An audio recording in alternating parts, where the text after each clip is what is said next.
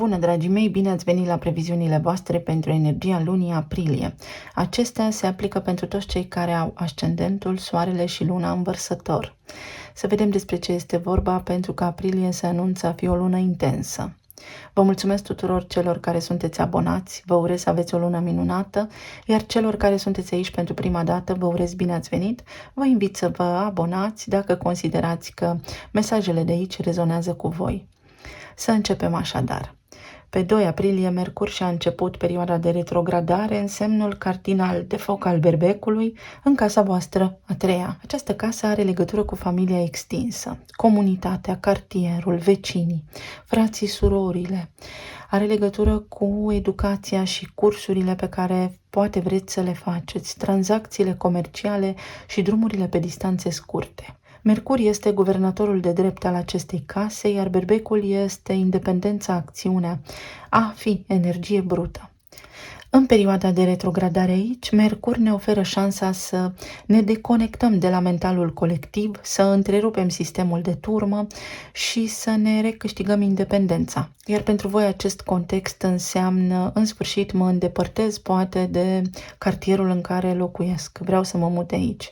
Sau întrerup, mă gândesc, îmi vin idei, încetez să discut cu cineva din familia mea extinsă pentru că simt că aceștia, nu știu, mi întrerup activitatea sau nu mi fac pe plac. Atenție că Berbecul este un semn impulsiv și destul de îndrăzneț.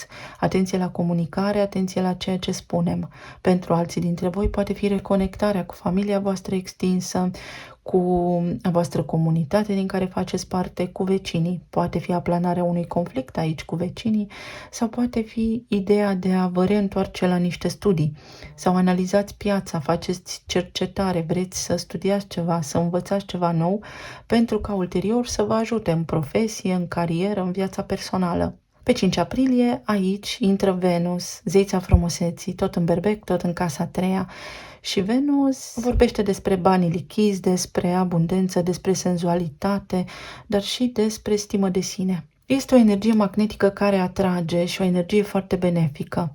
Să prindem curaj, să facem niște lucruri la care ne gândeam în copilărie sau din totdeauna mi-am dorit să fac ceva anume și în sfârșit acum pot.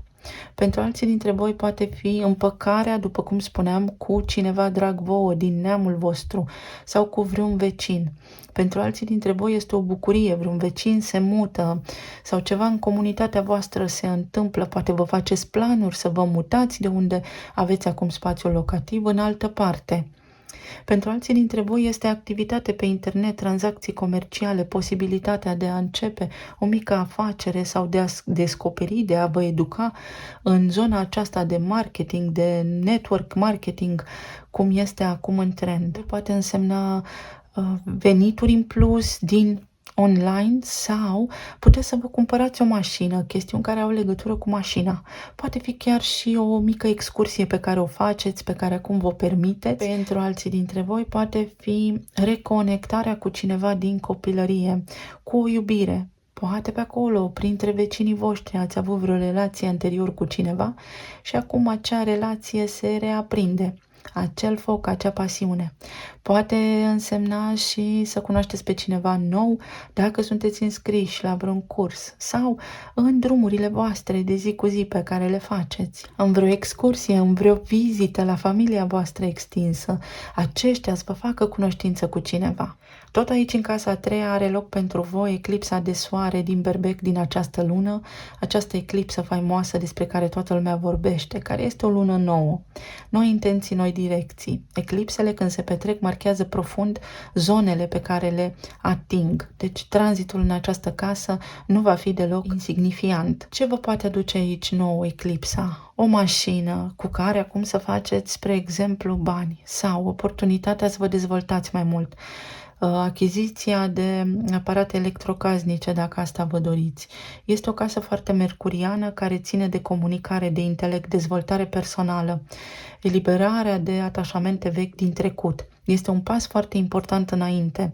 Este o relocare pentru unii dintre voi, este aplanarea unui conflict, reluarea unor conexiuni cu familia voastră sau încetarea cineva din familia voastră extinsă care vă necăjea anterior, dintr-o dată vă lasă în pace sau voi puteți acum să spuneți cine sunteți, ce vreți, să fiți independenți, autonomi. Este o energie care vă ajută să vă câștigați independența, vă ușurează viața. Pe 19 aprilie, soarele și începe tranzitul prin Taur în casa voastră a patra. Spațiul locativ, familia mea, trecutul meu, părinții mei. Soarele este energie vitală, iar Taurul vorbește despre bani, despre confort, despre siguranță.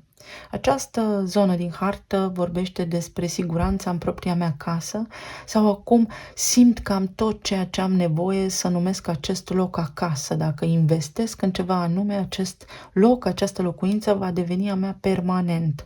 Poate unii dintre voi faceți un credit cu eclipsa acolo, reușiți să întocmiți actele, tot ceea ce aveți nevoie la nivel administrativ pentru achiziția de casă nouă, de locuință. Poate fi vorba despre faptul că vă simțiți în această lună foarte bine și foarte confortabilă în casa voastră, este siguranță, este abundență, stima voastră de sine crește, aveți un rol important în familia voastră. Tot aici, pe 21 aprilie, se petrece marea conjuncție dintre Uranus și Jupiter în Taur. Uranus și Jupiter se întâlnesc odată la 14 ani, însă în semnul Taurului, în această viață, nu se vor mai întâlni. Uranus este elementul de surpriză, inovația, noutatea, șocurile sau ceva neașteptat, iar Jupiter este expansiunea, dezvoltarea, înțelepciunea, percepție amplă. În acest context, această conjuncție deschide abundența. Îmi pot lua o casă sau ceva ce are legătură cu familia mea, cu părinții mei. Pot primi o moștenire de la familia mea. Mai poate însemna faptul că ceva se întâmplă aici, îmi reevaluez planurile de viitor în ceea ce ține de cariera mea. În sfârșit, iau o hotărâre importantă să îmi schimb modalitatea în care lucrez de acum înainte. Mă reconvertez profesional și de acum jobul meu va fi în online de la mine din casa mea. Sau poate viceversa. Este o energie foarte bună care va duce abundență. Este o energie care se întâmplă odată în viață și indicat este să profităm de tot ceea ce ne aduce bun universul, de darurile acestuia. Pe 24 aprilie avem parte de luna plină, iată, din Scorpion, din casa a 10-a. Scorpionul este semnul transformării, al morții și al renașterii, iar o lună plină vine cu o concluzie, cu o finalitate. În casa carierei și a profesiei, în casa numelui și a renumelui, a prestigiului. Iar această energie vă va aduce un final, un început de capitol. Puteți să corectați acțiunile din ultimele 6 luni și să o luați de la capăt, să vă transformați.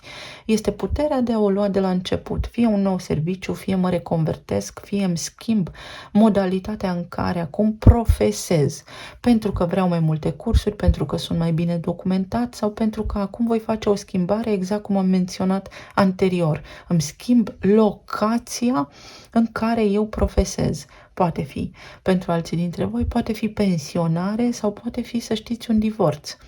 Poate fi o finalitate la nivel de nume, îmi schimb numele. Iar pentru alții dintre voi poate fi o diplomă care acum vă schimbă titulatura. Este o energie foarte benefică, este o schimbare majoră aici, pe care dacă doriți o puteți face, altfel toate aceste tranzite rămân la nivel de predispoziție. Pe 25 aprilie, Mercur își reia mersul direct în Berbec, în casa voastră a 3-a. Acum vă este totul mai clar, se deblochează comunicarea, veți avea drumul deschis către acțiune. Atenție doar că energia berbecului este așa, tot înainte, tocmai de aceea conjuncția dintre Uranus și Jupiter ne oferă posibilitatea să ne deschidem mintea și viziunea noastră să se amplifice, să ne schimbăm percepția despre cum putem evolua, cum putem avea parte de resurse financiare, dar și de relații benefice în viața noastră. Cu această concluzie putem acționa în acest moment, mai ales pentru că și pe 30 aprilie avem intrarea lui Marte în Berbec, tot în casa voastră a 3-a. Iar această energie vă spune acum ori niciodată. După atâta timp ai aștepta să se întâmple ceva și uite că acum se întâmplă. Sau nu mai aștepta și acționează. Marte este acțiune. Haide! Fă ceea ce trebuie pentru că tu știi, tu poți, nu depinzi acum de nimeni, este doar decizia ta și a sufletului tău cum vrei să faci următoarea mutare pe tabla de șah. Să vedem acum ce ne spune și energia cărților oracol. Eu vă urez tuturor să aveți o lună minunată și să pornim. Efort. Numărul 13, efortul de a te schimba, efortul pe care tu trebuie să-l depui acum. Acțiunile tale îți construiesc viitorul, că la baza subconștientului tău poate stau niște frici care acum îți întunecă judecata și care acum îți încurcă planurile de viață. Să depui un efort conștient către vindecarea ta, către acțiunile pe care tu le ai în minte, să transformi intenția în acțiune și apoi în faptă. Pentru alții dintre voi poate fi aici efortul cuiva de a se schimba în această lună. Abundența, formidabil. La nivel de casă, poate reuși să vă luați casă, poate reuși să vindeți un imobil, pentru că voi aveți taurul în casa a patra, care vorbește despre spațiul locativ. Abundență dintr-o moștenire, niște bani dintr-o moștenire, sau pentru alții dintre voi, pur și simplu vă simțiți împliniți în această lună, recuperați ceva ce ați pierdut unii dintre voi, sau pentru alții dintre voi este abundența care vine către voi natural și fără efort. Doar trebuie să deveniți voi conștient de acțiunile voastre și de gândurile voastre. Uite, natural și fără efort, exact ce am spus. Casa 7, în parteneriate, dacă aveți o relație stabilă, aceasta în această lună va fi foarte armonioasă și liniștită. La voi în casa voastră, planuri de viitor noi, planuri pentru achiziție de imobil, planuri pentru mutare, relocare, cu cineva drag. Și time out, pauză, este o lună în care să vă luați o mică vacanță sau uite. Este timpul să investiți în voi, aveți berbecul în casa a treia, tot efortul vostru din acest moment ar trebui să fie în cine vreți să fiți, cine sunteți, trebuie să fiți independenți, dacă vreți să fiți independenți. La nivel financiar, în relație, să vă vindecați, să fiți bine, să fiți autonomi, este momentul să investiți în dezvoltarea voastră personală pentru a putea avea parte de o afacere profitabilă, de clienți mai mulți, de parteneriate stabile, contracte semnate stabile. Pentru alții dintre voi poate fi vorba despre faptul că vă eliberați dintr-o relație și, nu știu, aveți un partaj, iar acel partaj acum nu vă mai încurcă. Veți obține din acel divorț în sfârșit lucrurile pe care vi le doriți. Să înțelegeți că noi suntem spirit în materie, că lumea în care trăim este mai complexă decât ceea ce vedem zi de zi și că puteți avea acces la absolut tot ceea ce vă doriți. Vă puteți materializa absolut orice dorință, dar care vine din conștiința supremă, trezire în conștiință. Conexiuni. Conexiuni care se pot face, conexiuni care se pot relua în această lună fără efort.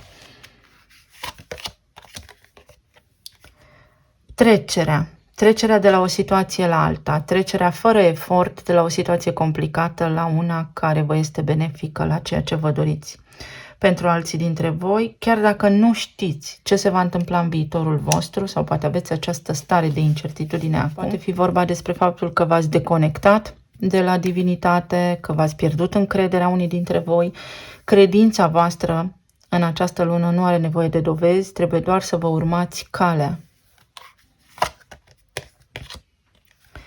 Pe masă, unii dintre voi veți avea niște oferte foarte clare sau veți avea niște situații concrete pe care să le descurcați, niște pași foarte clari de urmat în această lună, care pot avea legătură și cu cariera voastră și cu viitorul vostru și cu un parteneriat stabil de acum înainte, dacă vreți să vă faceți o afacere sau să semnați un nou contract de muncă, ochii mari, pentru că eclipsa marchează începuturi. Și lucrurile durează, sunt cicluri de viață durabile. Pentru vărsător în zona relațiilor avem asul de monede, poate fi și o cerere în căsătorie, în zona planului material, progres și faetonul și în zona planului emoțional, asul de spade.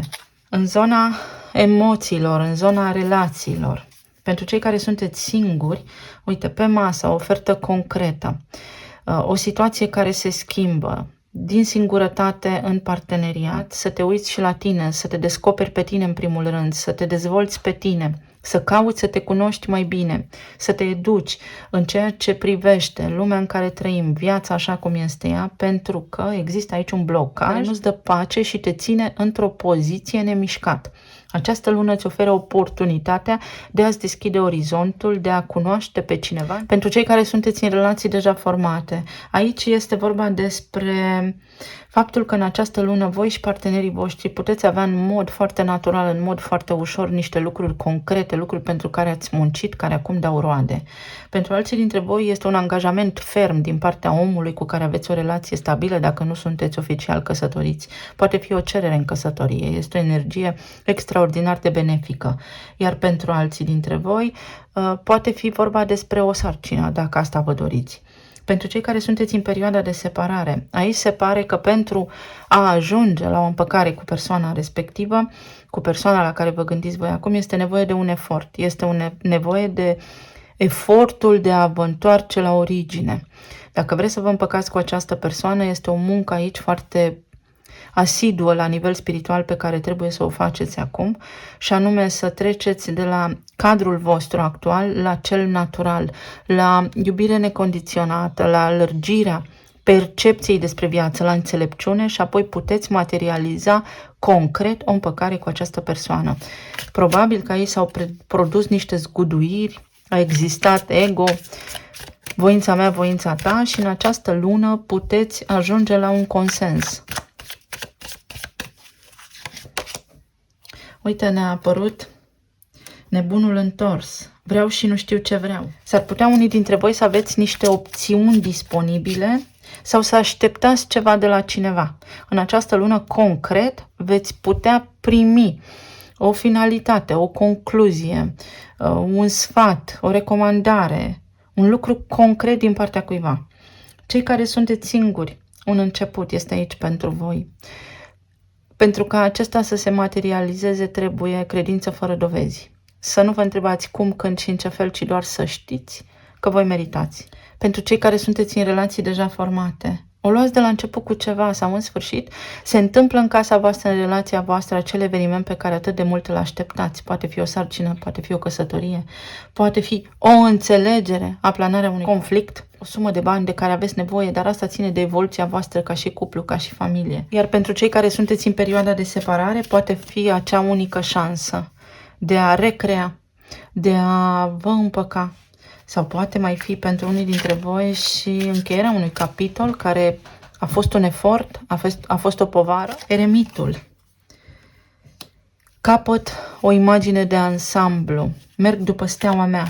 Vi se arată drumul în această lună. Unii dintre voi, mai ales dacă sunteți singuri, vă găsiți drumul. Se încheie această perioadă de confuzie, de cercetare, și vi se arată ce vă este vouă potrivit în acest moment.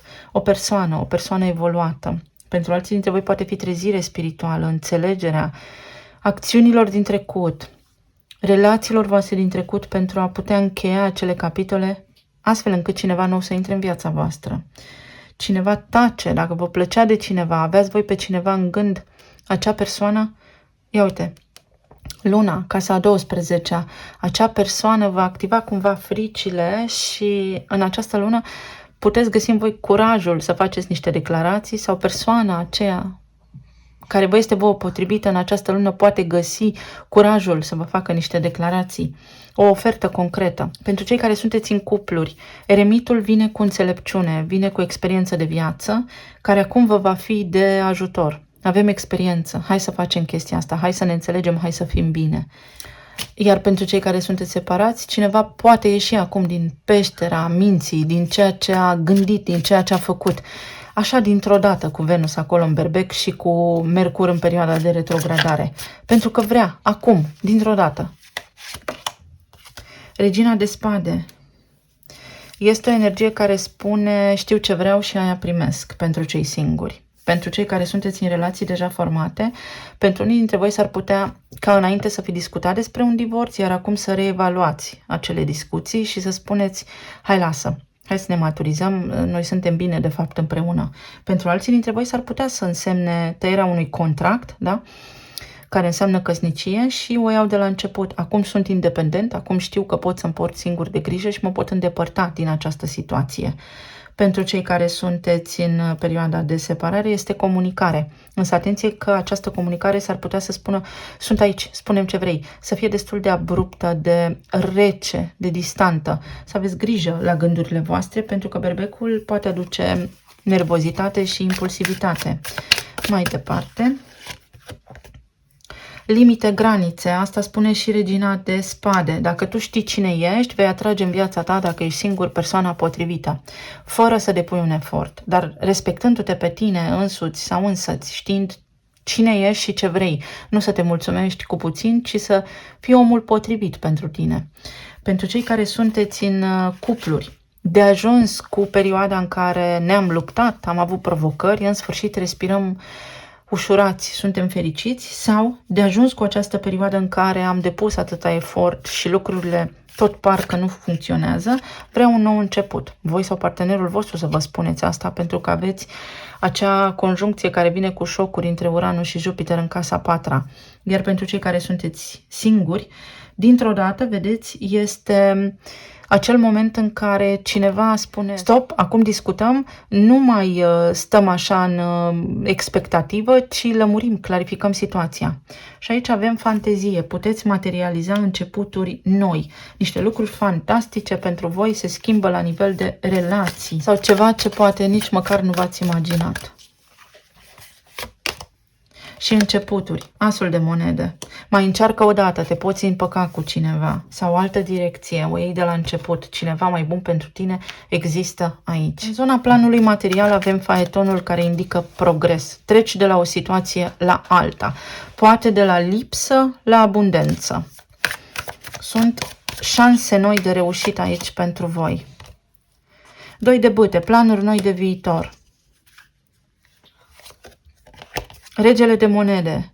Planific construcția unei case, planific acțiunile mele de acum, mi se întorc niște bani, în sfârșit știu cum să fac niște bani, o diplomă, ceva mă ajută să fac bani în această lună, intervin pentru mine la nivel financiar niște schimbări benefice, totul este concret, văd bani în cont, mi se întâmplă ceva bun, discut despre o schimbare. Poate fi achiziție de automobil sau mă mut de aici, ne mutăm și mi este bine. Și cu locuința și cu serviciul, moartea, transformarea. Transformare la nivel financiar. Totul devine parcă mai stabil. Discuția cu un șef, discuția cu o autoritate, discuția cu cineva care este benefic, mă ajută să schimb o situație, da? Acum să o traversez fără efort. 5 de spade, fără compromisuri. Trebuie să nu mă mai mulțumesc poate cu puțin sau trebuie să știu ce vreau. Ies dintr-o perioadă din asta în care n-am știut ce vreau. În sfârșit, energia acestei luni mă îndrumă către lucrurile potrivite pentru mine, către un parteneriat nou. Uite, 4 de bâte, către ceva contracte noi, către contracte concrete, către discuții, dar care devin ferme, devin fapte. Să vedem ce ne mai apare în zona planului material. Planificăm, exact cum am spus, ne facem planurile concret, mai poate fi și semnarea unor acte. Și serviciul, trebuie să depun un efort pentru ceea ce îmi doresc, trebuie să fac ceva, dar voi face niște schimbări sau se vor întâmpla niște lucruri care mă împing către o schimbare, dar care mi este benefică pe termen lung. Și perfecțiune. Nu trebuie să fie totul perfect, nu trebuie să știu totul de acum, trebuie doar să acționez, pentru că pe parcurs voi descoperi ceea ce trebuie să fac astfel încât lucrurile să fie perfecte, cel puțin în viziunea mea. Iar aici este înțelepciunea. Când se perfectează, pentru că așa se spune conjuncția dintre Uranus și Jupiter, ceva ia amploare. Se deschide calea către abundență, primiți niște daruri, se întâmplă ceva bun aici. În zona planului emoțional, asul de spade vine cu claritate, cu documente semnate, cu oferte de serviciu, cu răspunsuri la niște analize medicale, cu adevărul. Cu acea comunicare, cu acea direcție pe care înainte o căutam și acum am găsit-o. 3 de cupe cu bucurie. Pajul de spade cu planuri, cu diplome, cu niște cursuri, cu studii, cu dezvoltarea mea personală, cu vindecarea sufletului meu.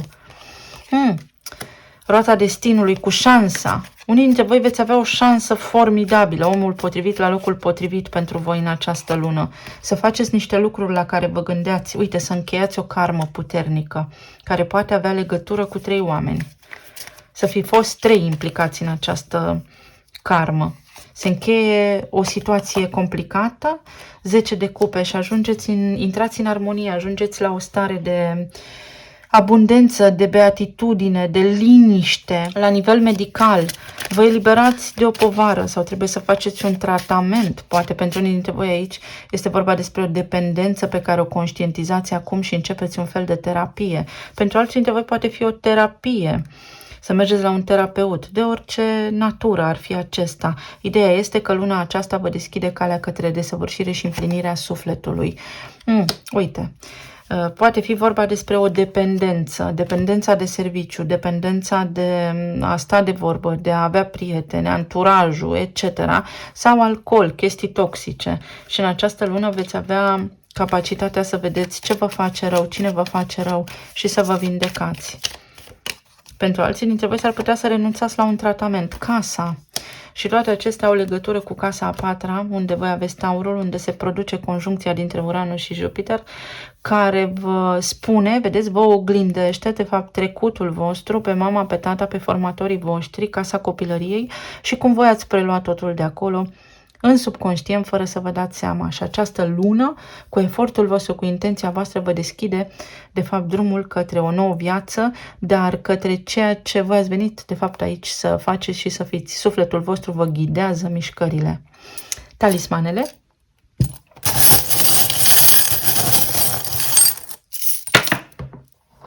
Energia puțin agitată pentru voi. Uite, se trage linie. Și vă veți bucura, fluturi în stomac. Pentru alții dintre voi, atenție la exces. Atenție la exces, vedeți, la lucrurile cu care sunteți indulgenți. Plămâni, respir ușurat acum că știu, aflu ce mă interesează în această lună. Mă lămuresc, capăt claritate. Cineva care vă iubește? Sau dacă până acum vă gândeați, e bine, nu e bine, în această lună puteți să vă hotărâți, să vă lămuriți într-o privință. Elementul de surpriză acolo în casa a 4-a, ceva ce are legătură cu casa voastră. Uite, unii dintre voi vă mutați. Mai sunt aici chestiuni legate de familia extinsă. Apar niște surprize, dar care, și dacă vă vor da bătăi de cap la început, de fapt, după vă deschid vouă ușa către abundență. Achiziție de aparate electrocasnice, exact cum am spus. Pentru alții dintre voi este o eliberare. Libertate, niște vești care mă bucură, niște lucruri care mi ușurează viața. Uite, pentru alții dintre voi, atenție la ceea ce gândiți, pentru că gândul este sunet, sunetul modelează materia și apoi se transformă în realitate. Mă trezesc, cineva se trezește din somn și vă caută. Pentru alții dintre voi este o mică vacanță, o deplasare, o relocare, vă mutați cu casa, vă cumpărați o casă. Tonul face muzica, iar aceștia sunteți voi. La nivel de sănătate, atenție, uite, trebuie să faceți ceva pentru sănătatea voastră. Pentru alții dintre voi este această diplomă sau aceste studii care au rolul și scopul de a vă asigura vouă un trai mai bun în viitor. Este șansa voastră. Pentru alții dintre voi este o diplomă sau este un contract de căsătorie, un divorț sau un contract de căsătorie. Aici este o situație care se înfrumusețează. Binecuvântări. Ești binecuvântat, soarele. Poate fi și o sarcină pentru alții dintre voi, vești bune în casa voastră, pentru copiii voștri, un parteneriat, judecata. Trebuie să fiu atent la ceea ce spun, trebuie să fiu mai atent la lucrurile pe care le port în spate, pentru că nu sunt ale mele și tocmai de aceea abuzez și sunt indulgent cu mine la stimul din exterior, fără să-mi dau seama, pentru că de fapt este ca un mecanism de apărare pe care acum am posibilitatea să-l vindec. O călătorie, o vacanță, un drum, o vizită a cuiva, o situație care se înfrumusețează. Uite, pentru voi, Vărsătorul, voi l-aveți pe Pluton Vărsător pentru următorii 20 de ani. Pentru unii dintre voi poate fi vizita la un spa sau la masaj sau aveți nevoie de o terapie, de un masaj, să vă detensionați corpul. Pentru alții dintre voi, efortul nu a fost în zadar. Pentru alții dintre voi poate fi o croazieră sau acum porniți să navigați. Vedeți această carte, navă. Navă. Situația voastră s-a apropiat de un final. Efortul vostru nu va fi în zadar. Începe un nou capitol în viața voastră. Chiar dacă nu știi că trece te îndrepți, este o nouă lume. Să te bucuri de lucruri pe măsură ce ți se dezvăluie sau ce le descoperi. În acest an, Venus va face posibilă pentru tine în această perioadă o iubire nouă, iubirea de sine, vindecarea, bani, abundență, un efort de al tău din trecut va da roade acum. Eu vă mulțumesc tuturor, să fiți bine sănătoși, să aveți o lună minunată și să ne reauzim cu bine și data viitoare. Pa, pa!